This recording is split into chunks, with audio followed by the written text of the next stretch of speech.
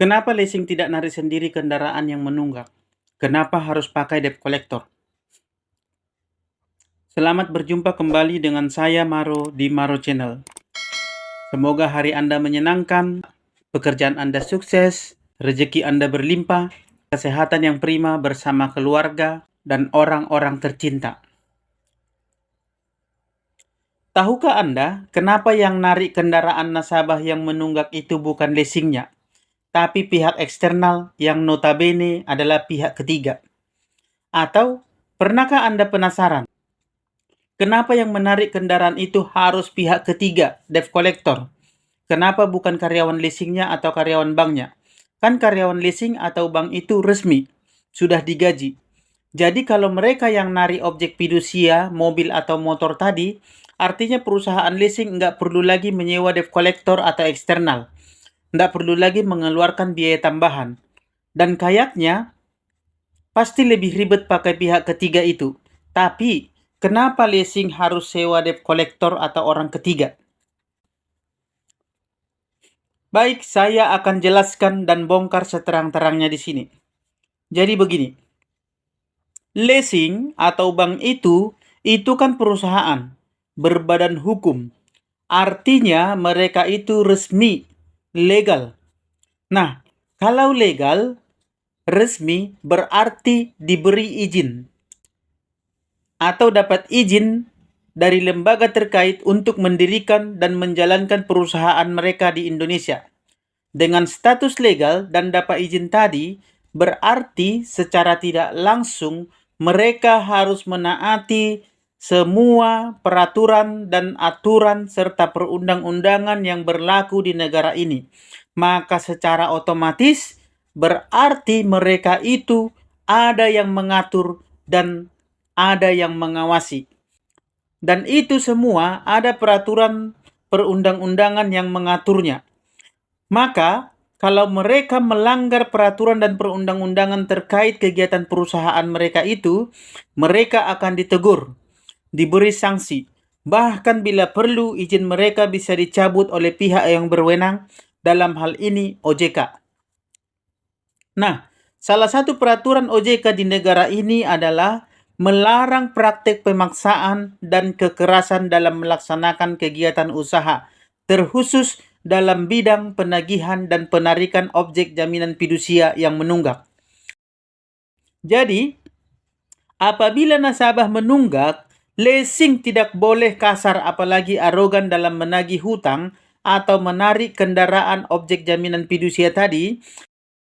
Kalau ada yang melapor dan terbukti mereka melakukan pemaksaan, apalagi intimidasi, maka mereka bisa kena tegur. Bahkan sanksi pencabutan izin operasional usaha mereka di Indonesia ini bisa dikeluarkan. Artinya, jika terjadi gagal bayar, leasing harus bisa membujuk nasabahnya secara baik-baik supaya mau menyerahkan kendaraan yang menunggak ke leasingnya.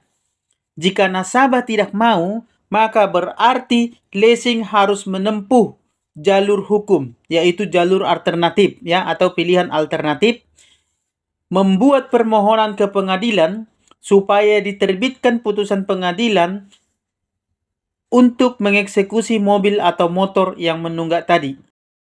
Nah, masalahnya yang pertama, hampir bisa dipastikan bahwa nasabah yang menunggak itu sangat jarang yang mau menyerahkan kendaraannya ke leasing dengan sukarela, dengan kesadaran diri, dengan baik-baik.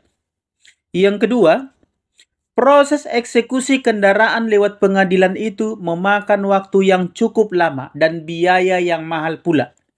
Nah, oleh karena hal inilah, makanya leasing butuh jasa pihak ketiga, yaitu eksternal. Leasing harus menyewa jasa preman. Kenapa? Karena biayanya lebih murah, bahkan biayanya bisa dibebankan ke nasabah. Itulah kenapa ada biaya buka blokir, biaya penalti, biaya pembatalan penarikan, dan lain-lain apabila Anda sudah menunggak dan penanganan penagihan Anda atau collection Anda sudah diserahkan ke eksternal. Dan kalau ada masalah yang terjadi di lapangan, contoh, terjadi keributan antara debt collector dan nasabahnya, terjadi saling pukul, bahkan nasabahnya melapor ke pihak yang berwajib, maka yang akan diproses polisi adalah debt collectornya. Dan leasing biasanya akan lepas tangan dengan alasan bahwa mereka bukan karyawan perusahaan. Perbuatan dan kelakuan mereka bukan tanggung jawab perusahaan. Karena hubungan perusahaan dengan mereka, dengan para eksternal ini, hanyalah sewa jasa penagihan hutang. Jadi, dengan demikian, jika ada masalah, maka leasingnya tidak kena imbasnya. Bahkan dengan gampangnya pihak perusahaan leasing akan cuci tangan. Ya, miriplah seperti outsourcing. Kenapa perusahaan lebih suka memakai pekerja outsourcing? Ya, karena kerjanya bisa lebih di-fresh, bisa lebih ditekan, dan hasilnya pun lebih maksimal. Tapi gaji atau biaya yang dikeluarkan perusahaan lebih murah. Tanggung jawab perusahaan ke mereka pun juga tidak ada, karena mereka bukan karyawan perusahaan. Sehingga bila terjadi sesuatu, mereka tidak bisa menuntut hak-hak mereka seperti karyawan resmi ke perusahaan. Nah, begitulah kira-kira. Tapi bedanya outsourcing dengan debt collector adalah outsourcing ada gaji bulanan. Kalau debt collector tidak ada gaji bulanan. Debt collector hanya akan dapat duit apabila atau jika hanya mereka berhasil menagih atau menarik kendaraan yang menunggak. Jadi intinya, kenapa leasing selalu memakai eksternal atau debt collector untuk menarik kendaraan? Ada 3 hal kenapa leasing selalu memakai eksternal atau debt collector untuk menarik kendaraan. Yang pertama, untuk menghindari risiko sanksi, teguran, bahkan pencabutan izin operasi apabila terdapat pelanggaran prosedur dalam pelaksanaan eksekusi unit atau penarikan unit yang menunggak. Yang kedua, biayanya lebih murah, waktunya lebih singkat, dan hasil kerjanya lebih efisien. Yang ketiga, mereka hanya akan dibayar sesuai hasil kerja.